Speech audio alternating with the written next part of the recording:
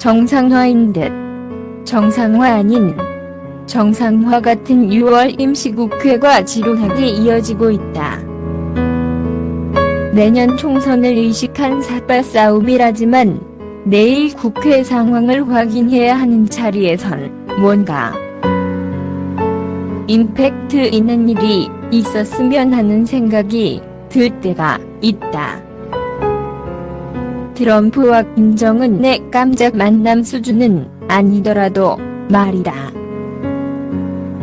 그런 점에서 오는 8일 오전 10시에 예정된 윤석열 검찰총장 후보자 인사청문회는 단연 주목받는 일정이다. 관전 포인트가 많은 흥미로운 청문회가 될 듯하다. 여론은 현 정부 들어 거침없는 적폐 수사를 이끈 그에게 우호적이다. 검찰 조직이 생긴 이래 몇 안 되는 이른바 스타 검사의 반열에 올랐다고 할 만하다. 자유한국당 등 야당이 청문회를 벼르고 있지만 입지가 탄탄한 그를 무너뜨리려면 확실한 한방이 있어야 한다.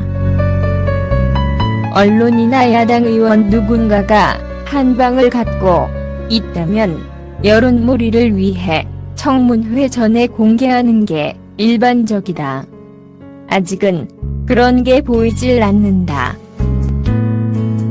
국회를 보이콧할 때조차 윤 후보자 청문회는 하겠다고 예고했던 한국당이다. 그런데 너무 조용하다. 이번에 한국당의 화력이 검증될 것이다. 공격수로 나서는 한국당 의원 7명 가운데 6명이 국회법 위반과 감금 혐의 등으로 고발돼 있다는 점도 눈길을 끄는 대목이다. 청문회가 끝나면 공수가 바뀐다. 고발된 처지라고 일부러 후보자를 봐줄 리 없지만 그렇다고 생트집을 잡기엔 검찰총장 자체가 국회의원들에겐 부담스러운 존재다. 7명 가운데 고발되지 않은 1인 검사 출신 정점식 한국당 의원은 윤 후보자의 초임 검사 시절 대구지검에서 같이 근무하는 등 친분이 있다. 젊은 시절 윤 후보자가 경원아라고 불렀다던 대학 후배 나경원 원내대표는 청문위원들에게 어떤 주문을 했을지 궁금하다. 그를 잘 아는 지인 가운데에는 성향으로만 보면 한국당 의원들과 더 잘 맞을 것 이라고 말하는 이가 꽤 된다. 윤 후보자는 보수적인 사람이다. 다만 한국당 의원들은 강골칼잡이인 그가 전직 대통령 2명과 전직 대법원장까지 기소한 마당에 더는 아쉬울 게 없는 처지라는 점을 주의해야 한다. 공격이 허술하면 역공을 당할 수 있다는 이야기다.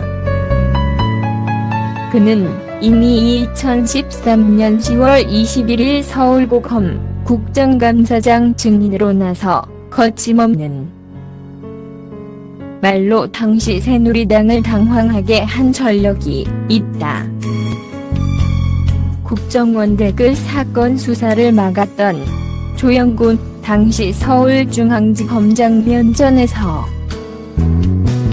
기왕 이렇게는 마당이라는 말을 시작으로 수사외압 사실을 낱낱이 폭로해버렸다. 당시 정답윤 새누리당 의원이 윤 후보자의 하극상을 지적하며 검찰이 조폭보다 더 못한 조직이다. 증인은 조직을 사랑합니까? 혹시 사람에게 충성하는 건 아니에요? 라고 공격했다. 이게 무슨 꼴이냐. 이에 윤 후보자는 당신의 조직을 대단히 사랑하고 있습니다. 하지만 저는 사람에게 충성하지 않기 때문에 오늘 이런 말씀을 드리는 것이라고 맞받았다. 이 역kum은 두고두고 회자됐고 새누리당은 결과적으로 검사 윤석열을 더 대중적인 인물로 키워줬다. 더불어민주당 의원들의 질의 과정에서 황교안 한국당 대표가 언급될지도 정치권 안팎의 큰 관심사다. 2013년 국정감사에서 윤 후보자는 황교안 당시 법무부 장관이 외압에 관여했느냐는 질문을 받고 제가 드릴 말씀이 없다면서도 황 장관도 무관하지 않다고 생각한다고 말해 여지를 남겼다. 황 대표는 당시 장관으로서 국정원 댓글수사팀장이었던 윤 후보자를 대구고검으로 좌천시킨 당사자기도 하다. 감정이 좋을 리 없다. 윤 후보자가 2007년 김용철 전 삼성 법무팀장의 비자금 폭로 수사 때 황 대표의 떡값 수수 의혹을 조사한 악연도 있다. 2016년 최순실 국정농단 사건 특별검사팀의 수사팀장이었던 윤 후보자가 여전히 한국당 주류인 친박근혜계의 속사정을 꿰고 있다는 점도 껄끄러운 부분이다. 한국당 입장에선 곳곳이 지뢰받친 셈이다. 한국당 청문위원인 김진태 의원은 4일 자신의 페이스북에 윤석열은 제가 잘 압니다. 적폐수사 공로로 그 자리에 올랐지만 본인 스스로가 적폐의 장본인입니다. 청문회 날이 기다려집니다라고 예고했다. 어쩐지 지지자 등을 의식한 립서비스 냄새가 나지만